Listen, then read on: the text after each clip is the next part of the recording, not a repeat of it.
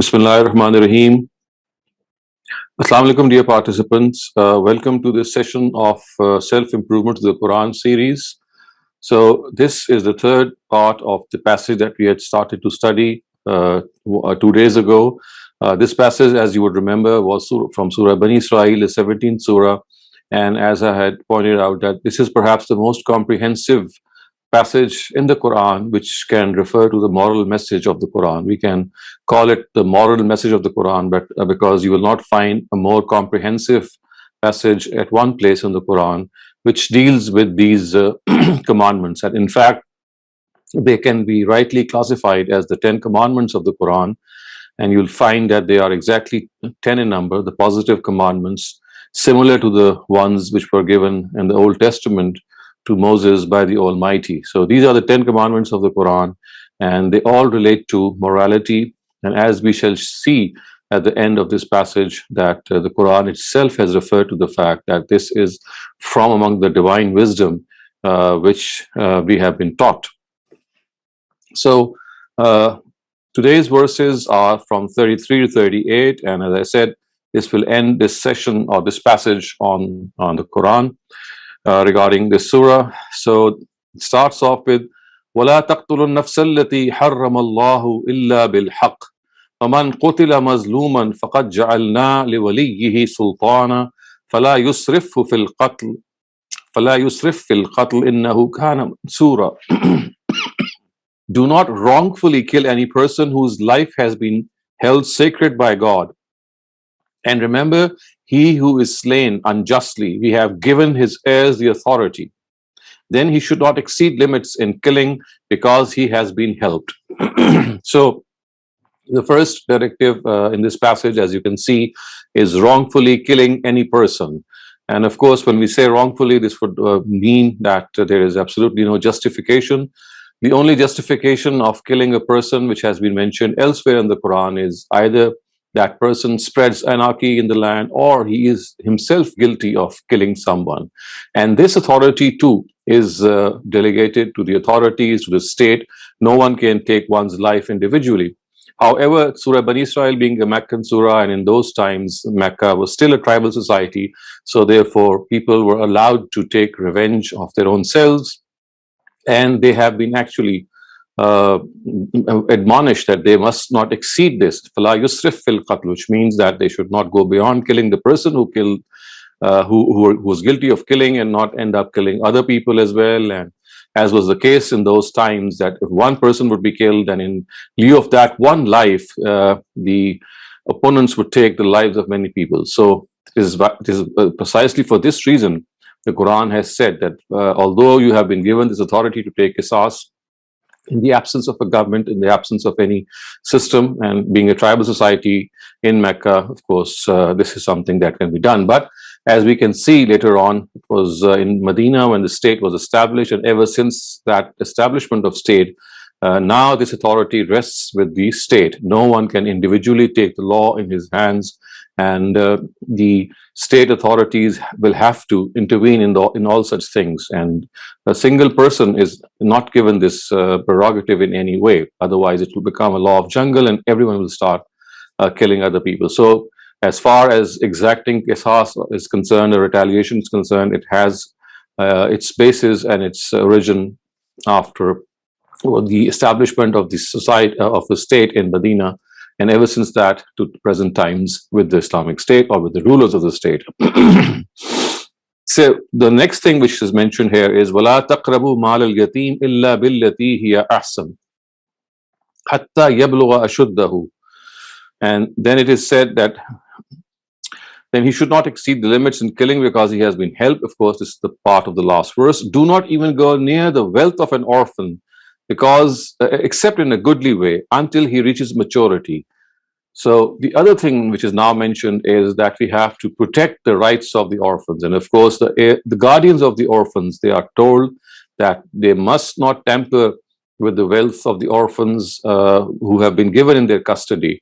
And if they're looking after them, then they should do so in a very, very careful way. Of course, if they have to personally benefit from the service that they're providing them, it has to be in a very calculated way, and they must not go beyond the limits. And the other thing which is mentioned here is that once they reach mature age, then they should hand over their wealth to the orphans.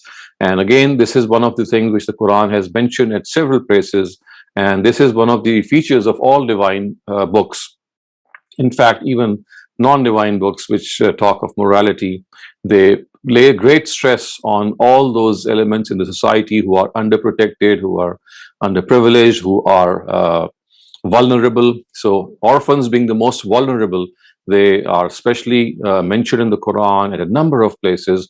And here the heirs or the guardians of the orphans are actually mentioned specifically, and they are told that they must not in any way tamper with the wealth of the orphans who are given in their custody. And then the next part says, وَأَوْفُوا بِالْأَحْدِ إِنَّ الْأَحْدَ كَانَ مَسْئُولًا. And keep your promises, because you shall be held accountable for promises.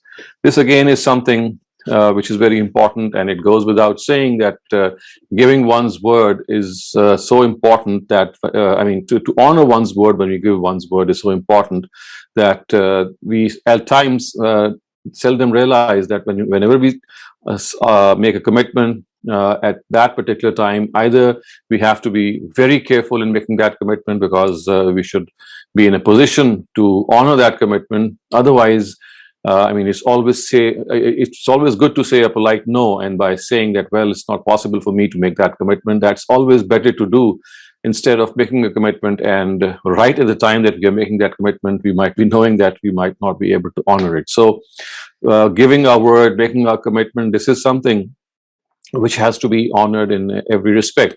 In fact, the Almighty has called this covenant, this our religion with God, our commitment to God, as a covenant. So when the whole religion has been called misak, and misak is something which is used often in the Quran, which means a covenant, which is something of an agreement which is made between human beings and their Lord. So they have to abide by it. So the whole religion itself is a promise that we have made with the Almighty to abide by it in letter and in spirit.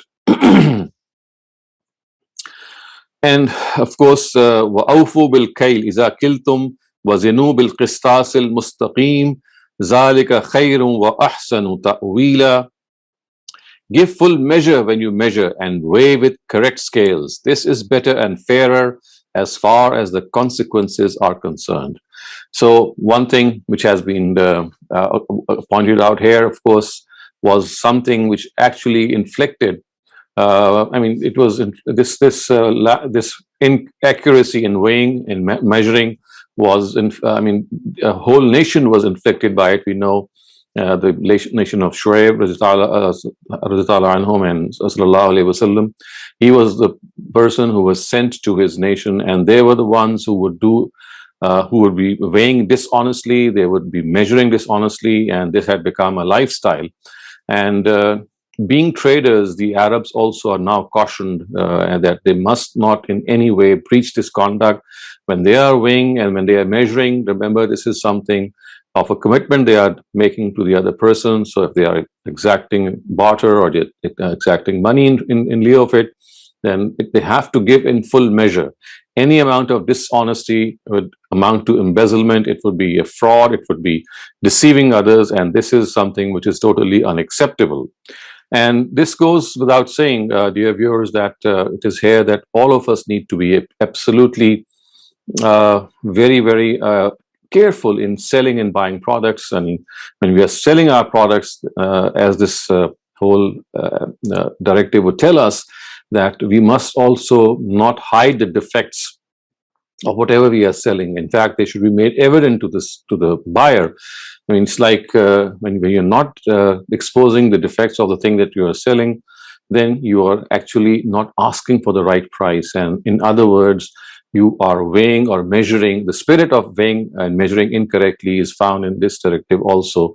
When you sell something and that thing has a defect in it. So it's something that we have to be careful about. And then the Quran says, وَلَا تَقْفُ مَا لَيْسَ لَكَ بِهِ عِلْمٍ إِنَّ السَّمْعَ وَالْأَبْصَارَ وَالْفُؤَادَ كُلُّ أُولَٰئِكَ كَانَ عَنْهُ مَسْئُولًا.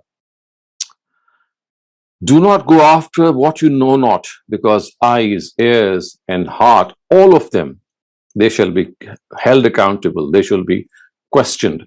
So, la taqfu ma laysa laka bihi ilm. So there are so many things that we just cannot have access to, and we make tall claims about them. We make statements about them. We give our own view about them without even knowing even a small detail about them. So we are cautioned here that things which are beyond our grasp, things which we have no knowledge of, we must not in any way express our opinion about them. In fact, we should not even go after such things which are beyond our grasp. And we have to remember that eyes, ears, and heart, all of them shall be held accountable, which of course means that whatever we hear, whatever we see, and whatever we think, especially the heart here is instrument of thinking, is mentioned here as an instrument of thinking. And when we say instrument of thinking, of course, it does not refer to the thoughts that come to our mind, but to the thoughts that we actually adopt and we start to pursue about such things. We have to understand that, well, coming of a thought is one thing, and then going on to pursue that thought is another thing. So will be questioned about that. Our eyes, our ears will be questioned about what we have been seeing and what we have been hearing. So it's not an easy life to live, and precisely it seems because of this reason that this life of the world has been likened to a very sharp edged wire which is stretched across hell, and it's like something which is very symbolically mentioned in certain narratives.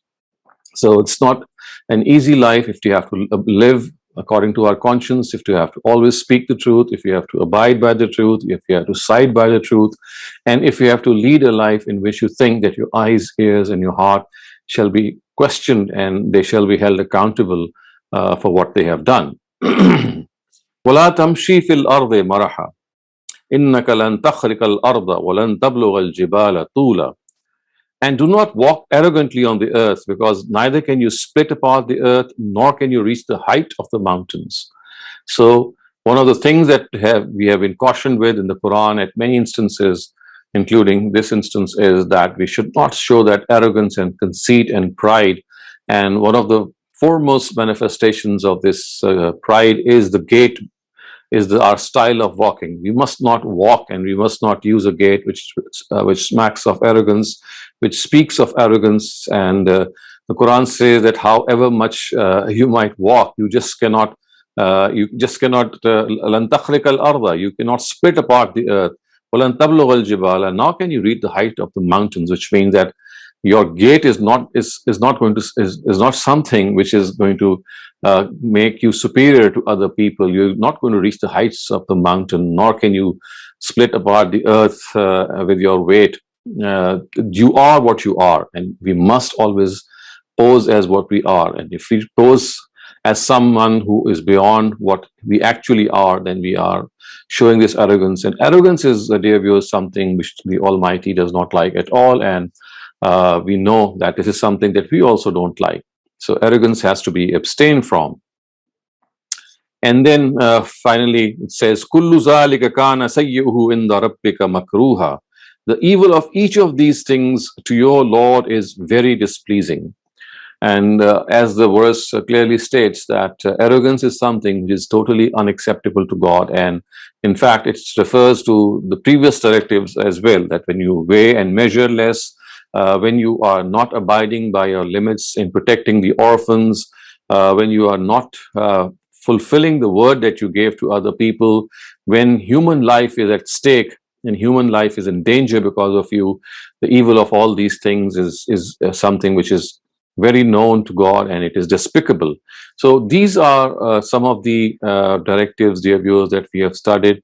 And if you connect what we have studied today with the previous two passages, because this is one composite passage, we will realize how efficiently the Quran tells us that as far as morality is concerned, as far as our behavior and conduct is concerned, it comprises some very, very fine details.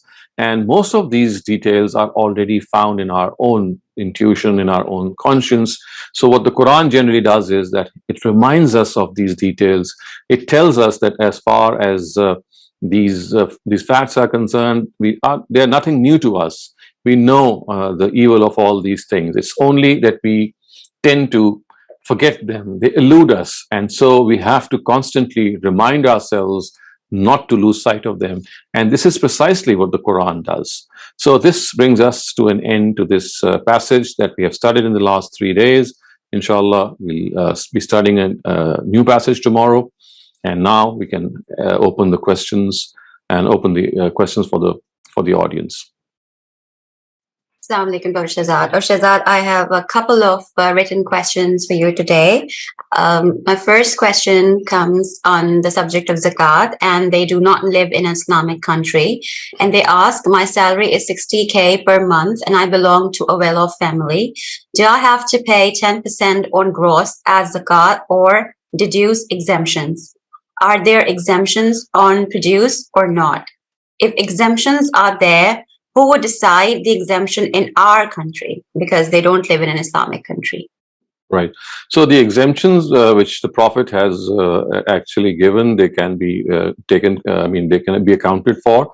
But for a salary of 60K, if I heard you correctly, 60K per month, these exemptions would be easily crossed. So once you have the amount which crosses the nisab, which is of course not the exemption, then you have to pay zakat on the whole amount. So on 60K, you'll have to pay 6K, and it will be on gross. And on the other hand, the taxes that you give to the government, even if you're living in a non-Muslim government, you can subtract those taxes from your zakat liability, because for the very reasons that you give zakat to an Islamic state, to run that Islamic state, to cater for the needs of the whole state as well as the needy, it is precisely for these reasons that you give tax to your country that you're living in. So you calculate your zakat separately, which is 10% of your gross income, and you calculate the taxes that you give. You give whenever you give them. You give yearly. You give them at times on the bills that you pay. There are property taxes, there are income taxes, there are wealth tax. We have sales tax. So all these taxes can be added up, and they can be subtracted from the zakat, which is now incumbent upon you as a result of earning 60K per month. Thank you, Dr. Shehzad. Another question that we have is from a philanthropic nature, and it comes as a result of yesterday's lecture. And they ask, I have experienced that when I help very old and ailing women who are mothers of our house help ladies, I give them clothes, but their clothes are taken away by their daughters or daughters-in-law, and they are found wearing the same old clothes. So they want to make sure how they actually can help the very old people when they want to help them, and they don't want their help to be snatched away by their own family.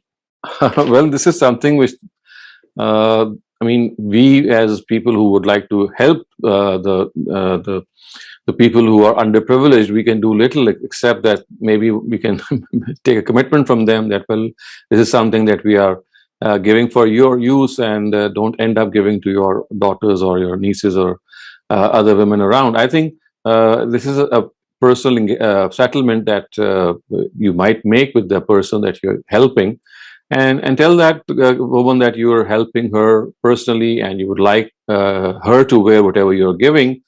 And in case there are other deserving relatives around her, then maybe sometime you can also help them. But I think the only thing that we can do is make them realize that this is something that we are doing for you, and we would like you to use it.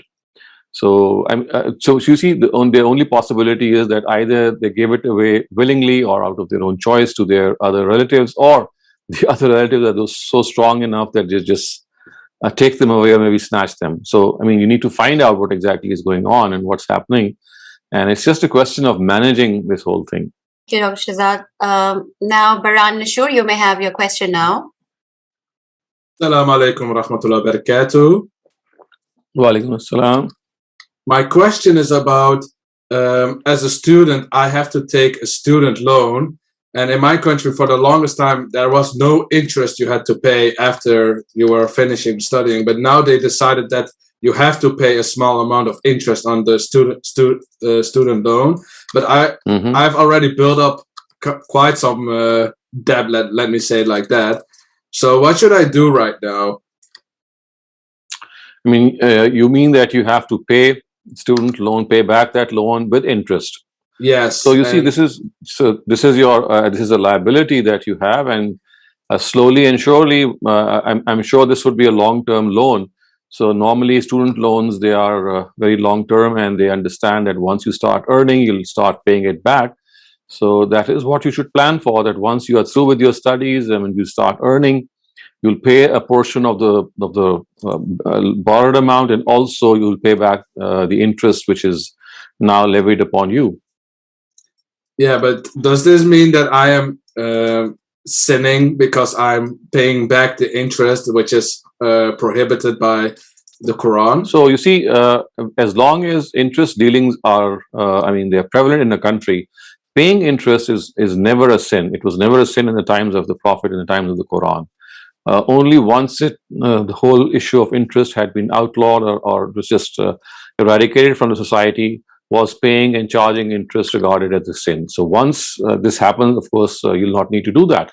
But as long as interest is still there, so paying interest is not a sin at all. It's charging of interest which is a sin. So in the whole of the Quran, you'll find that it's nowhere mentioned, because you see what you're doing is you are overstretching, you are in fact burdening your own self, you are a target of this oppression. So you need not feel guilty in any way. If you're giving interest, it's not you who is sinning. It's basically people who are charging interest who would be taken into account. Okay, and I have one more small question, if I may. We all know that if you pass wind or let out a fart, your wudu breaks. But if you are in the middle of prayer and you have the feeling you have to pass some wind, but you're trying to suppress it, but you have the feeling some might got out, or you're doubting some got out, what should one do?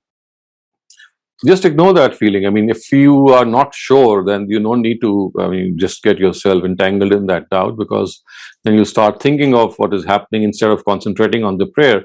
Just give it a moment of thought that has something happened or not. And if you think that it's just a question that has arisen in your mind, just ignore it. And unless you have some concrete evidence, I mean, if you think that, there is something has happened, and if you feel that in a dominant way that something has happened, only then maybe you can do that. Otherwise, just continue with the prayer. Thank you. Nashaba Wasim, you may ask your question now. Assalamualaikum, sir. So my question is, like, my husband, he has his own company and he's working as a consulting.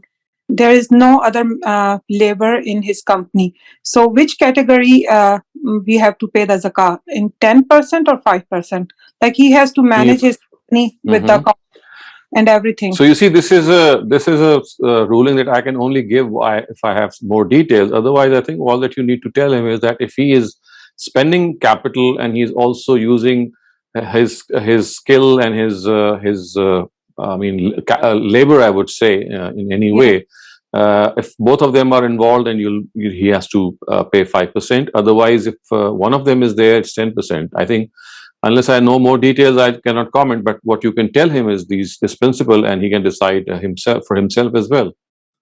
He is a software engineer, so he has worked consulting, but he has his own company.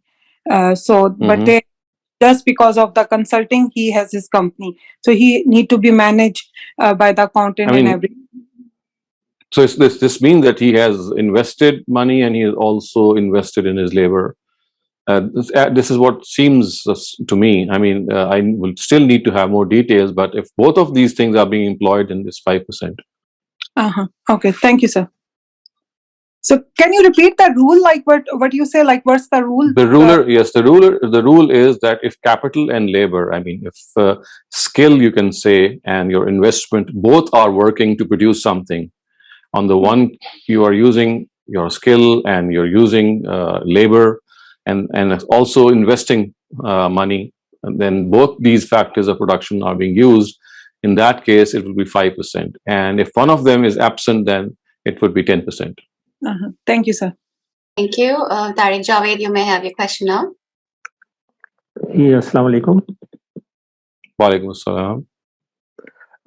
Sir, about the 10 commandments which you call, If I rank, I would like to say that the measuring of the item that we sell is one of the most commonly existing social evils, especially in our Pakistani society.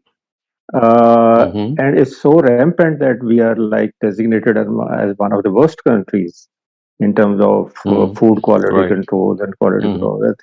So, what could be like the blueprint of what we can do individually, or what the government should do to get rid of this deeply existing problems?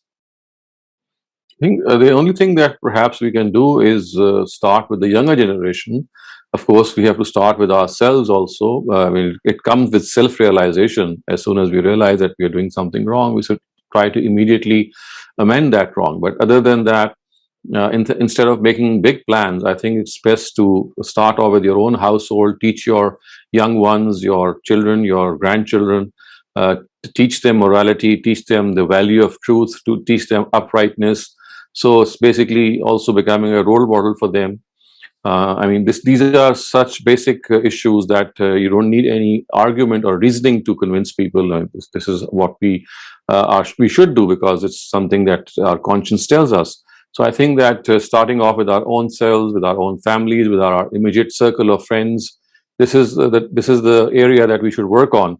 And leave big plans to governments, because you see, governments will have their own priorities unless they ask you for some suggestion, in which case again my suggestion would be to groom the next generation in the schools that the government might be running in a way that moral training and moral teaching occupies the highest priority in the early schooling years, and similarly hiring teachers who have this upright personality so that they can become role models. So you see, these suggestions can always be given to governments, but needless to say that most governments, they are busy in so many other things that education and morality seldom becomes their priority. So I would say that we should concentrate more on our own selves, concentrate on our own surroundings, and be role models. Try to be role models as far as we can for the people who look up to us.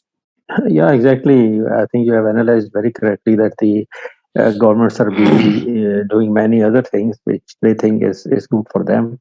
And the best thing to do is to concentrate on what improvement we individually we can do or within our own families.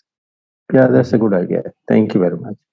Thank you, Dr. Zad. I have another written question, and the question is after they earlier asked you the question about the incident of Cave of Hira. They say that they feel very heartbroken when they found that the incident of Hira is not as they had believed in since their childhood, with immense pride in their in our holy prophet, peace be upon him. Besides, finding of the incident of Isra wal Miraj also as a dream and not as a physical experience has actually made their faith deeply bruised. Something that they felt they have related with Muhammad Sallallahu Alaihi Wasallam as the greatest ever mu'jiza given to him appears to be not the way they earlier believed to be. So they would seek your guidance about it, what they're feeling. How should it So be? you see, first of all, we have to understand that our affiliation to our religion should not be through our emotions. It has to be through reasoning and rationality. If something is not proven from the Quran or from the Hadith, and we have been accepting it because our parents have been telling this and they have been going on for centuries, it's not reason enough for us to get bruised or becoming heartbroken at all. Because you see, for us, the quest for the truth is the real thing. And to us, the truth is something that we have to value. It's not that we are stuck at one place and we think that whatever we have been taught since our childhood is something that we have to adhere to. This is not the correct approach. The correct approach is that we have to always seek the truth and always critically evaluate things that have become I mean, common, that we think that they are as true as the Quran. So, I mean, a believer and a person who is after the truth should always relish when something new comes his way or her way. Of course, it has to be sound and established on the basis of reason. But then this is what we are. I mean, this is what our life should be. It's not that we have to get stuck or we fixated at certain concepts that we have been told since our childhood. No, it's a quest for what right and wrong are. So when we find something, we should immediately change our stance as long as if we get convinced. So I mean, there's nothing to feel heartbroken about, because you see, a person can only be heartbroken if he is so fixated or she is so fixated to a certain idea that you think that it is as eternal and as certain as the Quran itself. So you remember, these are all human constructs, these are all human interpretations, and if they are proven wrong through a strong string of reasoning, then that should prevail. So we have to teach ourselves and keep on teaching this to ourselves, that our affiliation to religious concepts is not through emotions, but through the reasoning a certain thing has. Bisma Tirmizi, you may ask your question now. Dr. Saleem, Assalamu alaikum. My question to you is, when you travel to Western countries or even to Eastern countries, we realize that the morality of the people, their ethics, their humility, their kindness, their honesty, their civic sense, their honesty, everything is exactly how Islam preaches. They don't need to be monitored to make sure that they're being honest. They don't need to be monitored to be sure that they have a civic sense. Whereas when you go to a lot of Muslim countries, more particularly our own, you see that there is no civic sense, there's no cleanliness, the morality is, all over the place, people are corrupt. So I mean, not that I'm any judge, to judge people, but my question is, it almost seems that the principle of Islam applies, these people adhere to it and we don't. So how do it's like that, are the Muslims going through the same thing that the Jewish people were going through, the Bani Isra'il, when they were neglected by God and God was so angry with them that he said that, I'm going to now have a new nation? How are we supposed to interpret it and, perceive things? I don't know if I've been able to explain myself. Yes, I mean, this is something something which is very palpable. We see this all around us. And the reason for this, especially in Muslim countries, is because of our ritual-centric understanding of religion. So you see, religion is taught to us as a tradition in which basically you have to pray, fast, go for Hajj or Umrah. And it is not taught as a system of living in which morality and personality development and high moral conduct also figure. So you see, we have this ritual-centric approach towards religion in which all stress is laid upon these rituals.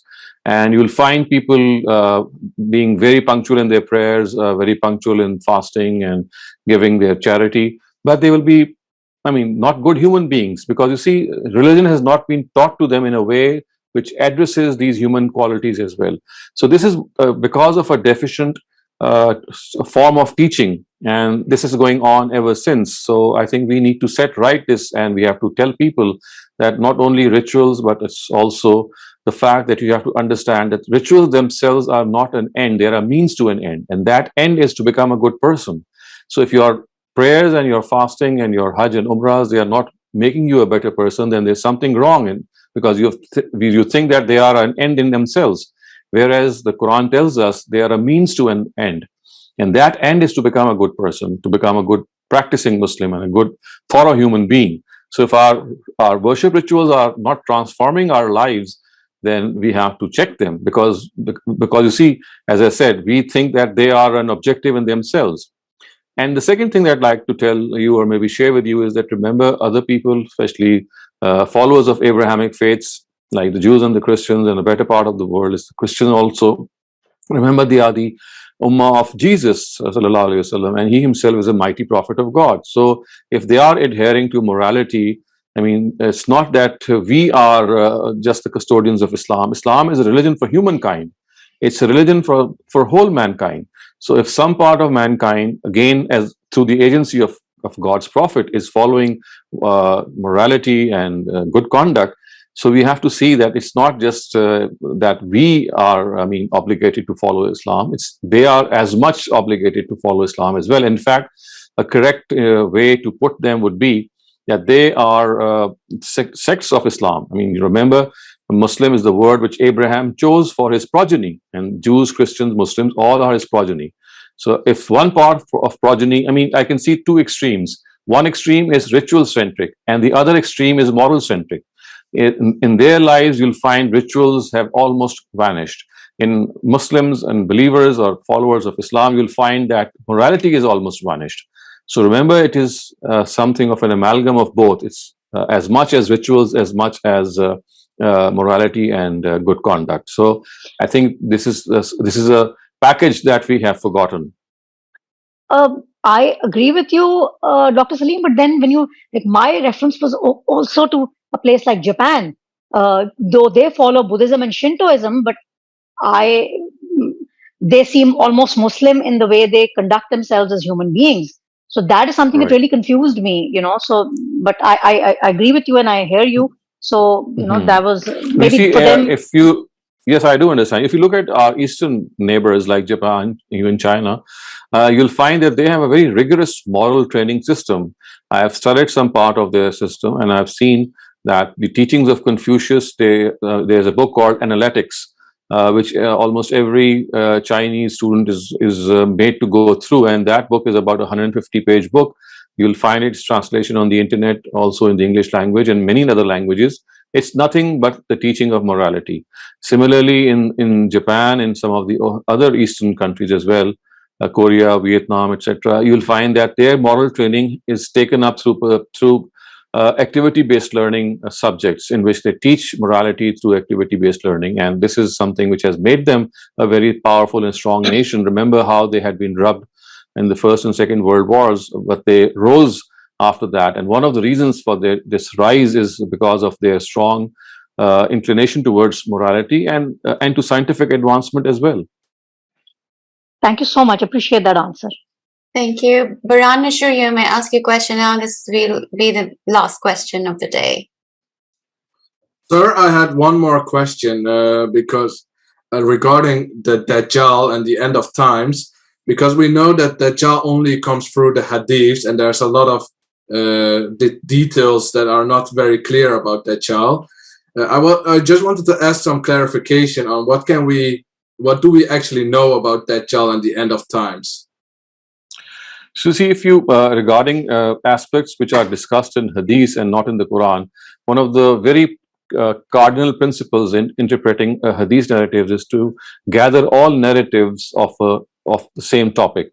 So if you gather all narratives and collate all narratives which mention Dajjal, we will come to know that, I mean, the word Dajjal is actually just half the word of the total expression. So the total word or the expression which has been mentioned in hadith literature is Al-Masihud Dajjal, which means a false Messiah or an Antichrist. So what will happen, it seems, is that because the Jews are also waiting for their Messiah, for them he never turned up, the Christians are waiting for the return of Jesus, and Muslims are also returning for the return of Jesus. So it seems that near the end of time, taking advantage of this tradition that all these three Abrahamic religions are waiting for a Messiah, someone will claim to be that he is the Messiah, but he'll be a false Messiah because he will be Dajjal. The whole expression is Al-Masihud Dajjal, which means a deceiver, a Messiah who is a deceiver, I mean a false Messiah. So taking advantage of these three traditions, that because all these three Abrahamic groups believe that there is going to be some Messiah coming in later in time.